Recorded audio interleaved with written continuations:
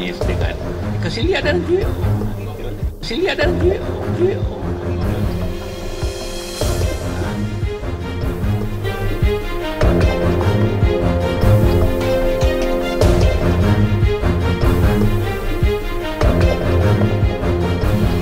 Ya, di sini pasti semuanya bisa menebak lah, yaitu akhirnya Pak Yusuf Kalla akan mendukung Anies dan Caimin pada Pilpres 2024 mendatang.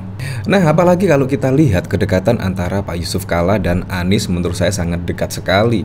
Terlihat pada waktu lalu misalnya saat menjadi Gubernur DKI Jakarta, di situ Anies bahkan juga seringkali bertemu dengan Pak JK di sini. Jadi di sini tidak mengagetkan ya, ketika Pak Yusuf Kalla di sini menjatuhkan, yaitu akan mendukung Anies dan Caimin pada Pilpres 2024 mendatang. Padahal pada waktu lalu, yaitu tepatnya pada 10 Oktober 2023. Bahkan di sini JK membantah dukung Anies pilih netral pada Pilpres 2024. Ya, kita ketahui kan Pak Yusuf Kalla ini berada pada Golkar ya. Dan pada saat ini Golkar pun telah menjatuhkan pilihannya bergabung bersama Koalisi Indonesia Maju. Itu artinya apa?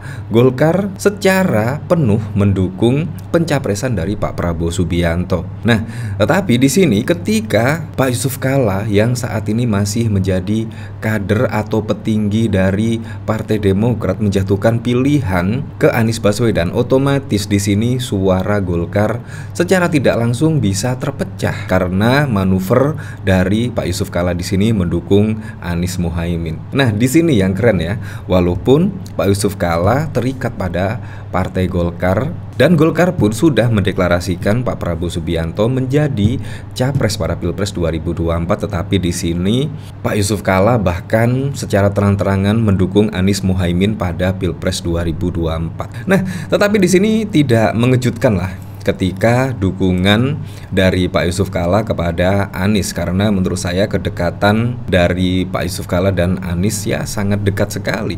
Pada waktu lalu juga terlihat Pak Yusuf Kalla bahkan bertemu dengan petinggi Nasdem Surya Paloh dan bahkan juga AHY, PKS dan lain sebagainya. Jadi di sini menurut saya tentang pencapresan dari Anies Baswedan juga tidak luput dari kerja Pak Yusuf Kalla di sini tentang pencapresan Anies Baswedan. Ya, menurut saya seperti itu. Nah, di sini dari Gelora, JK umumkan dukung Anies, jubir tanggung jawab moral agar rakyat tak salah pilih pemimpin. Nah, saya masih ingat pada waktu lalu di sini bahkan juga Yusuf Kalla tegaskan tidak terlibat dalam tim ses pemenangan Pilpres manapun.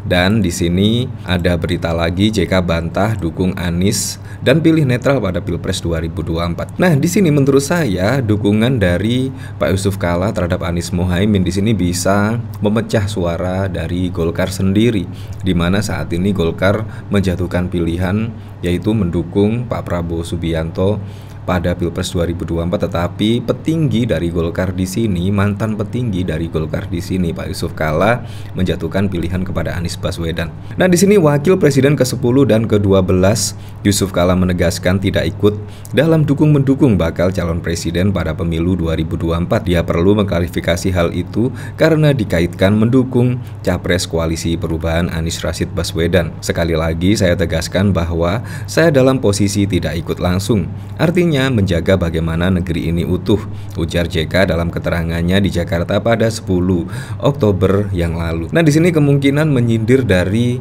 Presiden Joko Widodo ya, agar tidak cawe-cawe. Apalagi pada Oktober waktu lalu tepatnya, di situ bahkan ramai diperbincangkan publik yaitu tentang cawe-cawe Presiden Joko Widodo pada Pilpres 2024 mendatang.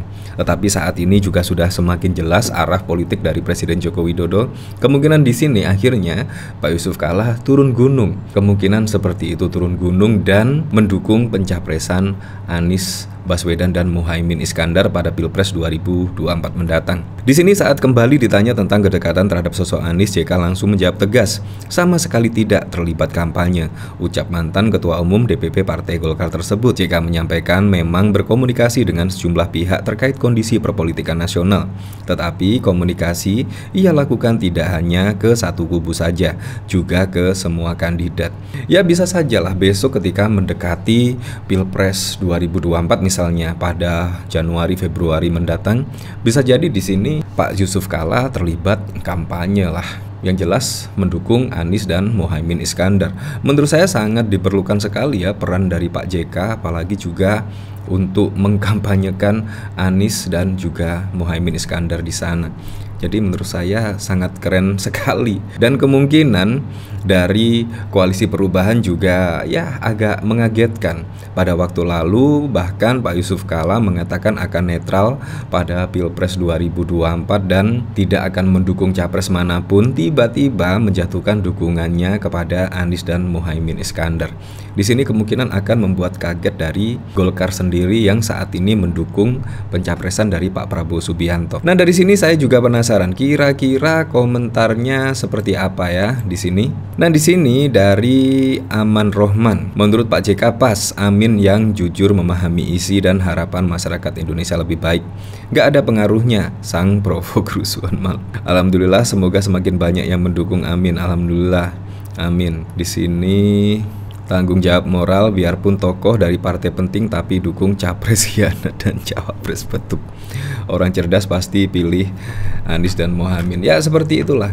Jadi menurut saya apapun pilihannya, menurut saya ya yang penting pemilihan umum pada 14 Februari ya berjalan dengan aman, berjalan dengan lancar, tidak ada gesekan-gesekan apapun, karena masyarakat saat ini juga sudah semakin cerdas ya dalam memilih seorang pemimpin. Kita harus memilih pemimpin yang benar-benar dipilih bukan hanya dari janji-janji politiknya, bukan dari visi misinya, tetapi juga kita melihat rekam jejaknya. Ya kalau kita ketahui kalau Anies Baswedan pada saat menjabat sebagai gubernur DKI misalnya, di situ pun banyak program-program yang belum terselesaikan. Kita memang harus melihat dari rekam jejak dari para pemimpin pada Pilpres 2024 dan juga Muhaimin Iskandar juga sudah memberikan apa, kebijakan-kebijakan apa yang sudah diberikan, dan Anies Baswedan ketika menjabat sebagai gubernur DKI Jakarta yang kita ingat sih ya, yaitu Formula E dan pembangunan Jakarta International Stadium. Walaupun saat ini Jakarta International Stadium juga masih memiliki berbagai masalah. Pada waktu lalu ketika U17 misalnya, pertandingan yang diadakan di Jakarta International Stadium juga banjir dan bahkan juga atap di situ tidak bisa dibuka tutup. Jadi selain memilih pemimpin, lihatlah visi misinya, lihatlah gagasannya, dan juga dipastikan rekam jejaknya pada waktu lalu seperti apa.